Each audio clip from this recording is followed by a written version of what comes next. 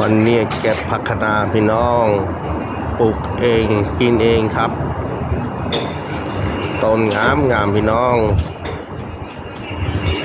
วันนี้ไปเก็บผักคะน้าผัดกับหมูครับผัดกับหมูสามชั้น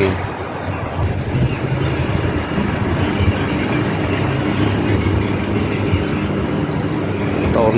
งามมากๆเลยครับ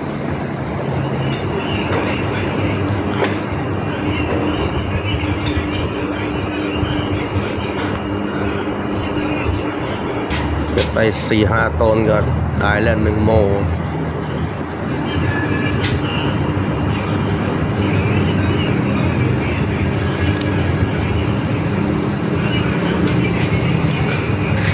ใช้เวลา45 วันครับกินได้เลย